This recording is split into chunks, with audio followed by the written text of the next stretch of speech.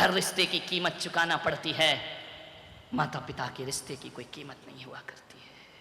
मान्य एक बेटी इतनी आधुनिक हो गई, पढ़ लिया लिख लिया, बहुत सुंदर थी, दर्पण में 10 बार चेहरा देखती थी, अपनी खूबसूरती पर बड़ा नाज था, उसे घमंड था, बहुत आधुनिक हो गई थी। मां से प्यार नहीं करती थी। मां ऐसी थी, हमेशा जब मां की बात होती है ना तो बेटों को नफरत की दृष्टि से देखा जाता है, लेकिन आजकल बेटियां भी कुछ कम नहीं है, ध्यान रखना। वो मां की इज्जत नहीं करती थी, मां से प्यार नहीं करती थी। जब छोटी थी तो मां उसे स्कूल की बस में छोड़ के आती थी, हाथ दिखाती थी, वाय वाय करती थी। वो बेटी रूखी सी मुस्कुराहट देके जब तक बस आंखों से ओझल ना हो जाए, मां खड़ी रहती थी, देखती रहती थी, देखती रहती थी। आंखों में जब तक देखने की शक्ति है वह बस की ओर निहारा करती थी। मेरी बेटी बहुत प्यार करती थी, लेकिन लड़की बिल्कुल प्यार नहीं करती थी। वजह क्या थी? मां अनपढ़ थी, पढ़ी लिखी नहीं थी। पागल हो गए हैं लोग। वजह यह थी कि वो ज्यादा सुंदर नहीं थी, बेटी खूबसूरत थी, वो पढ़ी लिखी नहीं थी, नादान है वो लोग। पागलो, दुनिया में हर चीज में सुंदर बदसूरत देख लेना, मां से सुंदर दुनिया में कोई नहीं हुआ करता है। मां गोरी हो, काली हो, मां कैसी भी हो, मां मां होती है। मां से सुंदर दुनिया में कोई नहीं। बीबियां देखना सुंदर है या नहीं, मां मत देखना सुंदर है या नहीं, मां तो मां होती है। मां से ज्यादा सुंदर कौन होता है? हम तो उस देश के लोग हैं जहां विकराल रूप रखे, नरमुंड की माला पहने, काला रूप धारण किए, विकराल रूप धारण किए हो, जो देखने में बड़ी बीभत्स लगती हो, हिंदुस्तान उसे भी काली माता कह करके बुलाया करता है। ध्यान रखना, मां के चेहरे नहीं देखे जाते, मां का सौंदर्य नहीं देखा जाता। मां के दिल से बड़ा सुंदर दिल तो दुनिया में किसी और का हो ही नहीं सकता है। बेटी को नफरत थी, उसकी सहेलियां उसे चिढ़ाती थी कि इसकी मां बिल्कुल गंवार है, पढ़ी लिखी नहीं है। बहुत बड़ी सी बिंदी लगाती थी, पढ़ी लिखी तो थी, वही गांव जैसा पहनावा पहनती थी, सिर ढक करके जिया करती थी। उसने कभी भी अपनी मर्यादाओं का उस मां ने उल्लंघन नहीं किया। अनपढ़ थी ना, लड़की को बड़ी शर्म आती थी कि मेरी मां अनपढ़ है, गंवार है, गांव जैसी है, पिछड़ी जैसी है। जब जब उसकी सहेलियां आती वो मां से नहीं मिलती थी। मां एक दिन स्कूल गई, टिफिन लेकर, बच्ची भूल गई। जैसे ही जाकर के स्कूल में पहुंची, वॉचमैन से कहा मेरी बेटी को बुला दो। बोले ऐसे नहीं आ सकती, क्लासरूम चल रहा है, क्लास चल रही है, छुट्टी में मिलेगी। 10 मिनट की छुट्टी हुई, मां दरवाजे पे खड़ी, मेरी बेटी ये टिफिन भूल आई तू। लड़कियों ने कहा कौन है ये गंवार? उसकी सहेलियों ने कहा। उस दिन पहली बार बेटी ने कहा ये हमारे घर की काम वाली है। मां का सीना छलनी हो गया। उस बेटी ने झूठी शान शौकत के खातिर ऐसा तीर जमाने वाला शब्द बोला, ये मेरी मां नहीं, ये मेरे घर की काम वाली है। इतना सुना मां का कलेजा फट पड़ा। उसने कहा ये बेटी कहती है कि ये काम वाली है। आंखों में आंसू भरे लौट आई निराश घर लौटकर। फिर भी मां का दिल था ना, बेटी से नफरत नहीं कर सकी। बहुत चाहती लड़की को, जो कहती वही काम करती, एक से एक पकवान बनाकर खिलाती। एक दिन लड़की का रिजल्ट आया, 12th में पढ़ रही थी, बहुत होशियार थी पढ़ने में। एक दिन रिजल्ट आया, 97% उसके स्कूल में आए। बड़ी शुभकामनाएं मिली। मार्कशीट लेकर के घर आई, पापा पापा, पूरे घर में आवाज लगाई, शोर मचाई। पापा नहीं थे उस दिन, ऑफिस से लेट लौटे, कुछ नहीं किया उसने, सो गई बच्ची थी। मां को रिजल्ट नहीं बताया उसने। पापा का इंतजार कर रही थी। सो गई, पापा भी आ गए। उन्होंने कहा बच्ची सो रही है, माथा चूमा और सो गए वो भी। सुबह उठे, तैयार हो रहे थे नहा धो के। बेटी उठी, उसने कहा पापा आप लेट आए, इतनी बड़ी खुशी लाई हूं मैं, क्या हुआ मेरी बच्ची, बता क्या मिला तुझे? बोले मेरा रिजल्ट आ गया पापा, मैंने टॉप किया है। अच्छा कितना? 97% मेरे 12th में आए हैं, अखबारों में मेरी फोटो है, देखो पापा मैंने मेहनत करके कितनी पढ़ाई की है। माँ रसोई घर में थी, उसे लगा कि इस बच्ची ने कल मुझे नहीं बताया, मुझसे बातें शेयर नहीं की। नफरत तो छोड़ो, ये अपनी खुशियां भी मेरे से शेयर नहीं करती है। पिता ने देखा, सीने से लगा लिया बेटी को। पिता ने आवाज दी पत्नी को, अरे भाग्यवान जल्दी आ, देख हमारी बेटी ने इतिहास रचा है, इतने अच्छे नंबर आए हैं। गुलाब जामुन बना रही थी माँ, सब बातें सुन रही थी, दौड़ी दौड़ी आई, आकर के बोली मेरी बेटी इतने अच्छे नंबर, और सीने से लगाया उसे अपनी बेटी को। वाह बेटी तूने हमारा नाम रोशन कर दिया, इतने अच्छे अंक आए तेरे। बेटी ने झिड़क दिया माँ को। उस माँ ने कहा बेटी दिखा तो तेरी मार्कशीट। उसने कहा क्या मार्कशीट देखेगी तू तो पढ़ी लिखी नहीं है ना, अनपढ़ औरत, तू क्या मार्कशीट देखेगी? आंखें भर आई उस माँ की, आंसू टपकाते टपकाते रसोई घर में पहुंच गई। पिता मार्कशीट लिए पीछे पीछे गए उसके। अरे तू जाने देना, बच्ची है। उसने कहा कोई बात नहीं। बोली अपनी ही तो बच्ची है, मुझे मालूम है तेरा दिल दुखा होगा, उसने तुझे अनपढ़ कहा है, लेकिन क्या करेगी, छोड़ बच्ची समझ के माफ कर दे। माँ ने कहा कोई बात नहीं, गुलाब जामुन बनाए, मेरे हाथ से तो खाएगी नहीं, आज वो पास हुई है, जाओ उसको एक गुलाब जामुन खिला दो। माँ माँ होती है।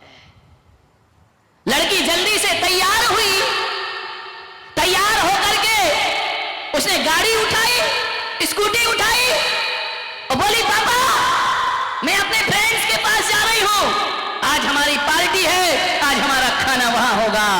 माँ गुलाब जामुन का ट्रे लिए खड़ी है, मैं आज यहां नहीं खाऊंगी, मैं बाहर जाके भोजन करूंगी। पापा मुझे पैसे दे दो, मम्मी मुझे पैसे दे दो। पैसे के लिए माँ थी, प्यार के लिए माँ नहीं थी। माँ ने पैसे निकाले, ले बेटा जाके जश्न मना, मेरी दुआएं तेरे साथ हैं।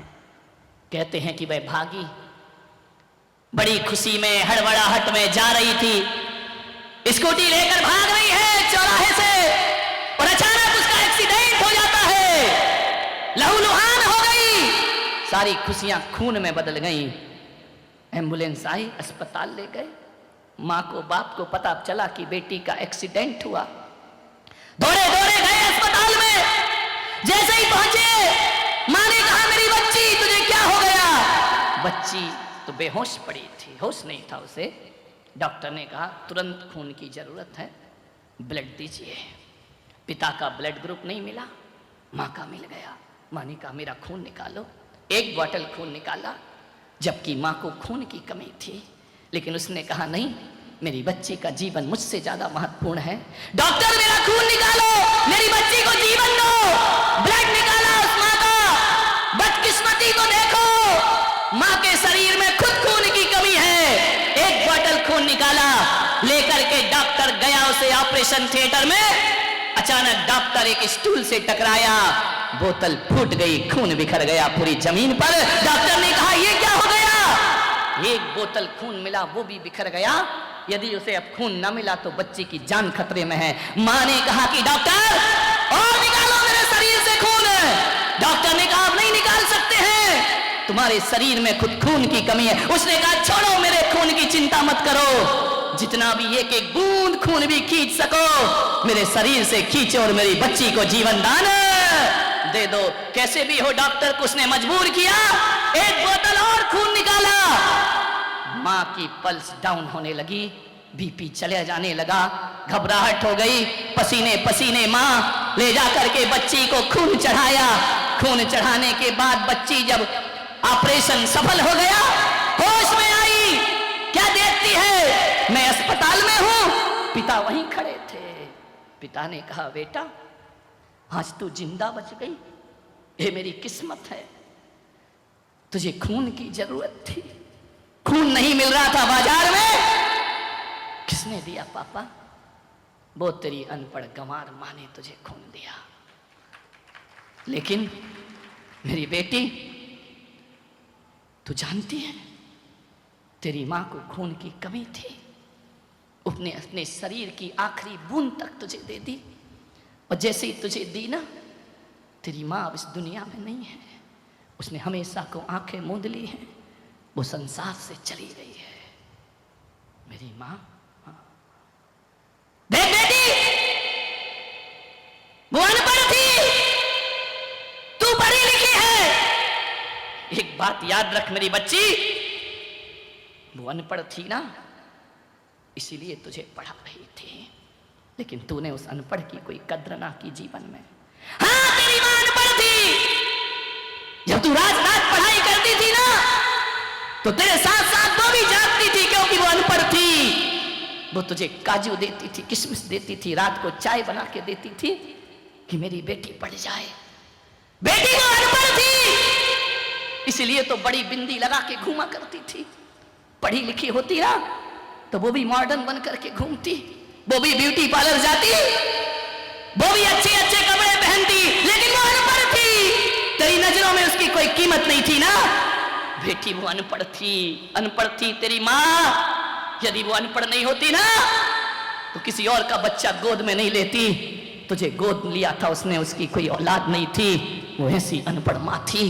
और पढ़ी लिखी होती ना, तो अपने शरीर और जिस्म को सजाने के लिए बिना औलाद की जिंदगी गुजार देती, मॉडर्न बन करके रहती। वो अनपढ़ थी, उसने दूसरे की बेटी पाली है, बड़ी की है, वो अनपढ़ थी, इसलिए तेरा अपमान सहन करती थी। वो अनपढ़ थी, इसलिए तेरा प्यार नहीं मिला, फिर भी तुझे प्यार करती थी। वो इतनी अनपढ़ थी कि वो ये नहीं जानती थी कि ये दूसरे का बच्चा है, उसे ज्ञान नहीं था, तुझे छाती से लगाकर उसने पाला था। वो एक अनपढ़ औरत थी दुनिया में, ध्यान रखना। पढ़ी लिखी होती तो अपने खून की आखिरी बूंद तुझे नहीं देती। वो अनपढ़ थी, जिसने अपने प्राण निछावर करके तेरे प्राणों की रक्षा की थी। बेटी ने सुना, पैरों तले जमीन खिसक गई। वो गई मां की मृतदेह के पास, पैर भारी हो रहे हैं, आंख भर रही है, भगवान से कहती है कि भगवान एक बार मेरी मां को वापस लौटा दे। बाप ने कहा, बेटा वो तो गई, जो गई वो कभी लौट के वापस। लेकिन बेटा मुझे अफसोस है कि एक अनपढ़ मां से तू नफरत करती थी। आज उस बेटी ने कहा कि पापा मैंने तो केवल कागज में 97% लाए हैं, लेकिन मेरी मां अनपढ़ होकर जिंदगी में 100% पाकर की दुनिया से चली गई। पिताजी आज मुझे लग रहा है कागजों में नंबर नहीं, नंबर तो जिंदगी में ज्यादा आना चाहिए, जीवन में नंबर ज्यादा आना चाहिए। और आज मुझे लग रहा है पिताजी कि वो अनपढ़ भी पढ़ी लिखी थी, और मैं पढ़ करके भी गंवारों का जीवन जी रही हूं। पिताजी किताबों को पढ़ने वाला पढ़ा लिखा नहीं होता, जो किसी की भावनाओं को नहीं पढ़ सकता, उससे बड़ा अनपढ़ दुनिया में कोई दूसरा नहीं हो सकता है। मुझसे बड़ा अनपढ़ कौन होगा? पिताजी आपने राज छुपा के रखा कि मैं उसकी पैदा की हुई बेटी नहीं थी। और इतना प्यार तो पैदा की हुई बेटी नहीं दे पाती है। पिताजी आज मुझे इतनी सी बात समझने में इतनी बड़ी कुर्बानी देना पड़ी, तब मुझे जीवन का सत्य समझ में आया। सूरत वालों, उस लड़की को तो माँ की कुर्बानी देने की बात समझ में बात आई, क्योंकि उसके सामने कोई पुलक सागर नहीं था। मैं हूं, समझो माँ बाप की कीमत क्या होती है।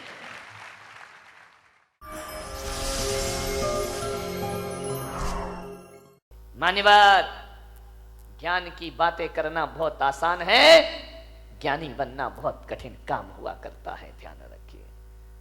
आप बोल तो देते हैं कि बच्चा ऐसा नहीं करना, बेटा ऐसा नहीं करना, और वही काम जब आप करते हैं, ध्यान रखिए, ये जो कैमरा लगा हुआ है ना चैनल का, ये मुझे देख रहा है, ध्यान रखना। आप मुझे सुन रहे हैं, ये सुन नहीं रहा, ये देख रहा है मुझे। और एक बात याद रखना, छोटे बच्चे को कभी देखना, छोटा सा बच्चा जब धरती पर पैदा होता है ना, तो टकटकी लगाकर देखता है। हमारी पलकें ज्यादा झपकती हैं, बच्चों की पलकें नहीं झपकती हैं। वे टकटकी लगाकर किसी भी चीज को देखते रहते हैं।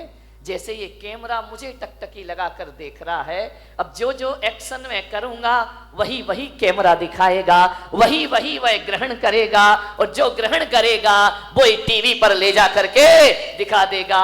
तो बच्चे की आंख भी एक कैमरा ही हुआ करता है, और जो जो सुबह शाम आप करते हैं बच्चा रिकॉर्ड करते जाता है, और जो बच्चा रिकॉर्डिंग करता है वही बच्चा दुनिया के सामने वैसा प्रस्तुत हो जाया करता है। आप सोचते हैं कि हमारा बच्चा बुढ़ापे में बड़े होके हमारा सम्मान करे, तो मेरा निवेदन है आज से ही अपने घर में बड़ों का सम्मान शुरू कर दीजिए। जो आप करेंगे बच्चा वैसा ही करेगा, ध्यान रखना, अलग से नहीं सीखेगा, तुम्हारे घर की बातें सीखेगा।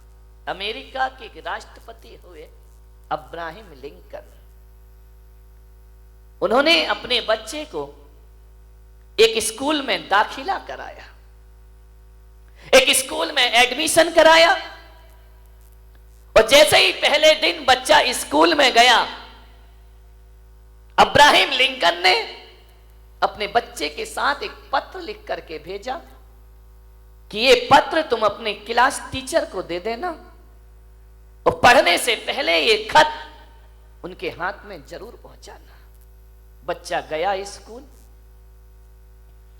जैसे ही क्लासरूम में पहुंचा, क्लास टीचर आए, बच्चे ने कहा कि गुरुदेव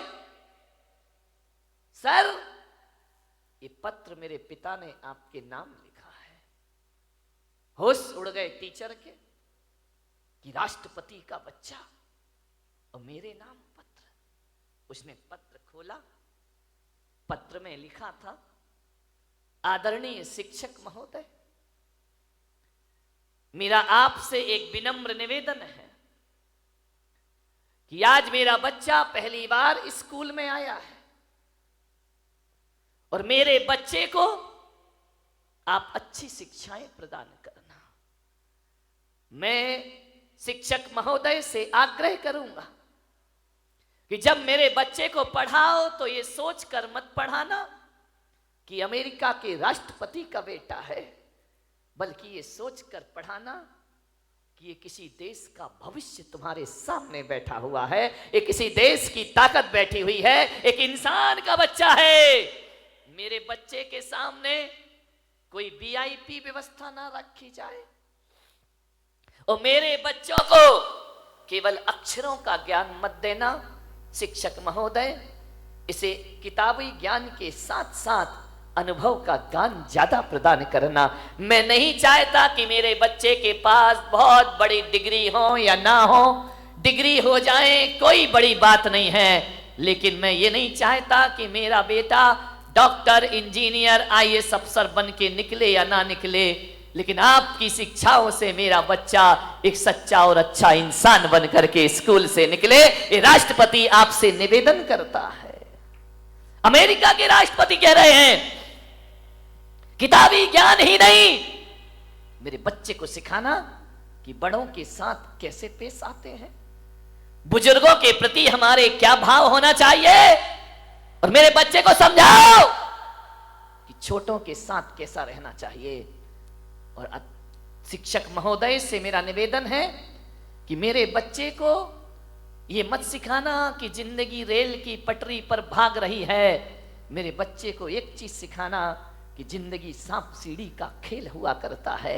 उसे समझाओ कि जिंदगी में ऐसे भी लोग मिलेंगे जो सीढ़ियों का सहारा देकर तुम्हें ऊपर चढ़ाएंगे, और जिंदगी में ऐसे भी लोग मिलेंगे जो अपने बनकर सांप के समान डसेंगे और जिंदगी को नीचे ला करके पटक देंगे। जिंदगी एक सांप सीढ़ी का खेल है। यहां चढ़ाने वाले भी मिलते हैं और यहां उतारने वाले भी प्राप्त हुआ करते हैं। मेरे बच्चे को समझाना कि जिंदगी में उतार चढ़ाव आएंगे, सीढ़ी भी मिलेगी और सांप भी मिलेगा, लेकिन मेरे बच्चे को ये संस्कार देना कि जब जिंदगी सीढ़ियों पर ऊपर चढ़ी जाए तो अहंकार में फूलना मत, और जब कोई सांप डस ले तो निराशा में जिंदगी को बर्बाद करना मत। ध्यान रखिए। उस शिक्षक के लिए राष्ट्रपति ने निवेदन किया। मान्यवर, आपका बच्चा स्कूल जाता है, क्या माँ बाप होने के नाते आपने क्लास टीचर को ये बोला है कि मेरे बच्चे को अच्छा इंसान बनाना? नहीं बोला ना। क्लास टीचर यदि मार दे तो तुम लड़ने को तैयार हो जाते हो, तुम उसके खिलाफ केस करने को तैयार हो जाते हो। और हमारा एक जमाना था, यदि स्कूल में मार पड़ती थी तो घर में आके डबल मार पड़ा करती थी कि शिक्षक ने यदि तुझे मारा है तो जरूर तूने कुछ गलतियां की होंगी।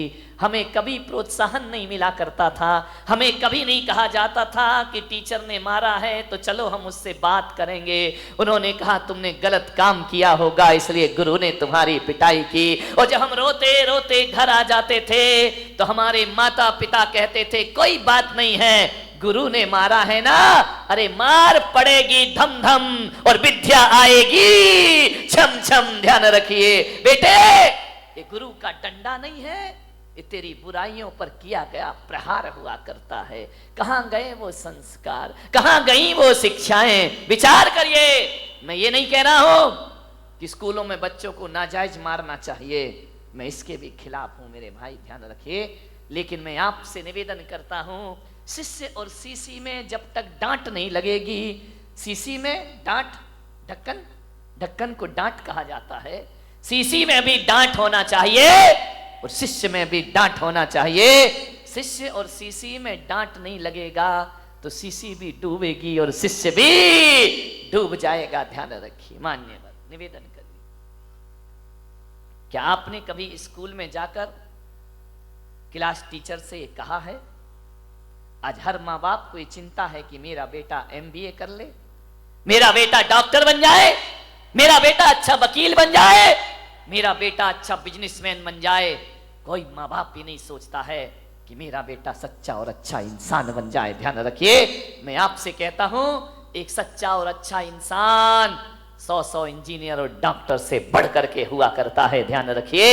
यदि गलत आदमी डॉक्टर बन गया तो याद रखना वो कभी देश को, समाज की भलाई नहीं कर सकता है। गलत आदमी इंजीनियर बन गया, गलत आदमी व्यापारी बन गया, देश, समाज और परिवार को बर्बाद ही करेगा वो। ध्यान रखिए। आपसे निवेदन है, थोड़ी चिंता कर लिया करो कि मेरा बेटा अच्छा इंसान बने। आज माँ बाप को वो चिंता नहीं है, लेकिन हम संतों को चिंता है। इसलिए ज्ञान गंगा महोत्सव में मैंने कहा था ना, मैं तुम्हें भगवान बनाने के लिए नहीं बुलाऊंगा, एक सच्चा और अच्छा इंसान बनाने के लिए तुम्हें यहां बुलाने का मैं प्रयास करूंगा। क्योंकि सच्चा और अच्छा इंसान भविष्य का भगवान हुआ करता है मेरे भाई। जो इंसान नहीं बन पाया वो भगवान क्या बनेगा? दुनिया से भागते फिरते हो, भगवान को तुम क्या पाओगे? ध्यान रखिए। मान्यवर, विचार कर। अच्छा इंसान की जरूरत है इस देश को, अच्छे आदमी की जरूरत है इस देश को। तुम्हारे परिवार की खुशहाली के लिए अच्छे बेटे की जरूरत है। ध्यान रखिए। पूत कपूत तो का धन संचय, पूत सपूत तो का धन संचय। यदि पूत कपूत निकल गया तो सारी दौलत को बर्बाद करके रख देगा, और पूत यदि सपूत निकल गया, 1 रुपया भी ना दो तो भी लाखों की दौलत कमा कर अपने पिता को दिखा देगा। किसके लिए सोचते हो? अच्छा व्यक्ति बनाइए। मान्यवर, शिक्षकों के भरोसे जिंदगी मत काटना। ये वेतन भोगी हैं, इन्हें केवल मार्कशीट पकड़ाना है। इन्हें इससे कोई मतलब नहीं कि तुम्हारा बच्चा कैसा है, क्या करता है। वो तो कहेंगे रिजल्ट अच्छा आना चाहिए, बाकी तुम्हारा जो व्यवहार है वो तुम जानो। इस ध्यान रखना, अक्षरों का ज्ञान देना स्कूल के टीचर का काम है, और अनुभव का ज्ञान देना माँ बाप का काम हुआ करता है। वो आपका दायित्व हुआ करता है। आप विचार करिए, गौर करिए अपने बच्चे पर, छोटी छोटी हरकतों पर ध्यान दीजिए। आपकी एक साधना है, आपकी बहुत बड़ी जिम्मेदारी है। आप समझदार प्राणी हैं, जानवर ना समझ प्राणी है। ध्यान रखना, जन्म देना ही कोई बहुत बड़ी प्रक्रिया नहीं है, जीवन देना उससे बड़ी प्रक्रिया होती है। जन्म की साधना तो केवल 9 महीने होती है, लेकिन जीवन की साधना तो जिंदगी भर करना पड़ती है, तो भी जीवन कम पड़ जाया करता है। जिंदगी भर की साधना है, एक तपस्या है। मान्यवर बच्चों को लाड़ प्यार ही नहीं, संस्कार भी दो। आपके पास पैसा है, आपके पास दौलत है, आपके पास रुपया है, बच्चा कहता है मोबाइल चाहिए, आप मोबाइल दे देते हैं। बच्चा कहता है लैपटॉप चाहिए, आप लैपटॉप दे देते हैं। दीजिए, मेरा कोई विरोध नहीं है। बच्चा कहता है गाड़ी चाहिए, बच्चा कहता है मोटरसाइकिल चाहिए, आप मोटरसाइकिल दिला देते हैं। और बच्चा कहता है कि कार चाहिए, आप कार दिला देते हैं। लेकिन मैं पुलक सागर तुम्हारे बच्चों को ना तो मोबाइल दे सकता हूँ, ना तुम्हारे बच्चों को मैं लैपटॉप दे सकता हूँ, ना तुम्हारे बच्चों को मोटरसाइकिल दे सकता हूँ, ना मैं तुम्हारे बच्चों को महंगी महंगी कार दे सकता हूँ। लेकिन पुलक सागर के इस यहाँ पर आएंगे, पुलक सागर के दरबार में आएंगे, तो ध्यान रखना, एक कार मैंने भी रखी है अपने पास, और वह एक कार है जो मैं सारे देश को दिया करता हूँ। आज तुम्हारा बच्चा रूठे कार के लिए, तो एक बार उसे मेरे पास लेकर के आना, मैं उसे कार दिलाऊंगा। ध्यान रखना, मेरे पास अल्ट्रो तो नहीं है, मर्सिडीज नहीं है, वैगनार नहीं है। मेरे पास यदि कोई कार है तो एक कार है जिसकी हर घर को आवश्यकता है, और पुलक सागर के पास कोई कार है तो वह संस्कारों की कार है। संस्कार की कार पकड़ा दी जाए तो जिंदगी अपने आप समझ। संस्कार की कार बांटा करता हूं, संस्कार की कार में बैठो, जीवन को आनंद में परिवर्तित कर दीजिए। मान्यवाद सोचना है। बच्चों का जीवन बनाने से पहले हमें अपना जीवन बनाना जरूरी है। बच्चे दर्पण हैं, जो हम करते हैं वो बच्चों को दिखाई देता है, और जो दिखता है बच्चा वही सीखता है। एक बात ध्यान रखना, 21वीं सदी है, ज्यादा औलाद को सिखाने की कोशिश मत करना। तुम कुछ सिखाओगे उससे पहले वो तुम्हें सिखा के रख देगा। संभलो इस औलाद से, सबके मुंह लग जाना, बच्चों के मुंह कभी मत लगना।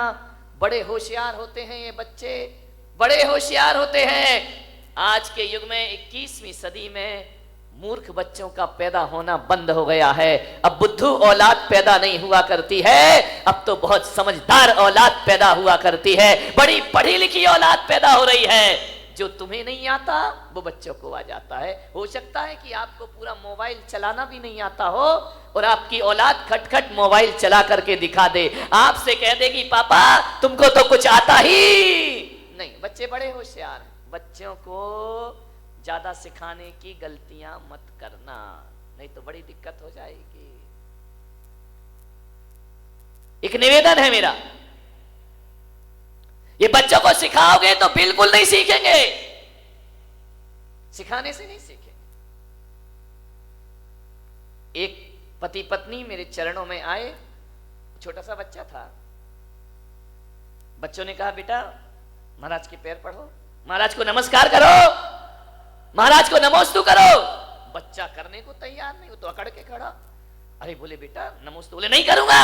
अरे मैंने कहा गजब है भाई, 3-4 साल का बच्चा वो माँ बाप का कहना मानने को तैयार नहीं। बोले बेटा ऐसा नहीं है, गलत बात, बहुत गंदी बात है, महाराज हैं इनको प्रणाम करिए, इनको नमस्कार करिए। बोले नहीं करूंगा नमस्कार। अरे तो बच्चे माँ बाप बड़े शर्मिंदा हुए कि यार महाराज हम करें क्या, ये झुक ही नहीं रहा है। मैंने कहा ऐसे नहीं झुकेगा, ये 21वीं सदी का औलाद है, ऐसे झुकने वाला नहीं है, तुम्हारा तरीका गलत है, बच्चा तो अभी झुक जाएगा।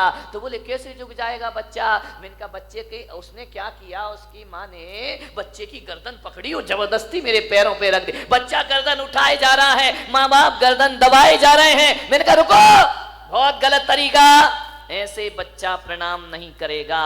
छोटा सा था, 3 साल का होगा, 4 साल का। मैंने माँ बाप से कहा बच्चे की गर्दन छोड़ो, बच्चे की गर्दन से हाथ हटाओ। माँ बाप ने हाथ हटाया। मैंने कहा तुम दोनों हाथ जोड़ो।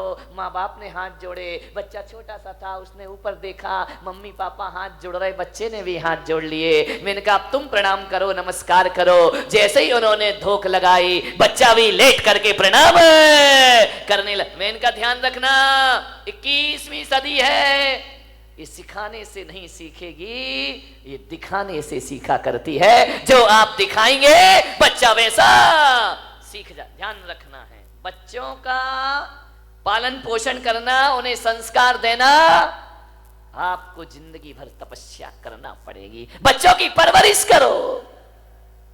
कैसे करना है उनकी परवरिश? सिखाने से नहीं, दिखाने से। जो आप दिखाएंगे बच्चा वही करेगा।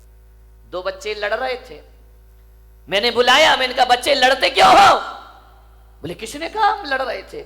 अरे मैंने कहा यार तू उसको मार रहा था, गाल में चांटे लगा रहा था। बोले हम लड़ थोड़ी रहे थे। तो मैंने कहा ये क्या कर रहे थे, कोई ड्रामा कर रहे थे, क्या कर रहे थे, कोई प्रैक्टिस कर रहे थे? बोले नहीं महाराज हम ना लड़ रहे थे ना कोई ड्रामा कर रहे थे। तो मैंने कहा क्या हो रहा था, तुम मार तो रहे थे उसके गाल में। बोले मैं मार नहीं रहा था महाराज, हम दोनों बच्चे तो मम्मी पापा का खेल खेल रहे थे। अब विचार करिए। मैंने कहा मम्मी पापा ऐसे होते हैं? बोले हाँ ऐसे ही तो मम्मी को मारते हैं, वही खेल हम यहाँ पर।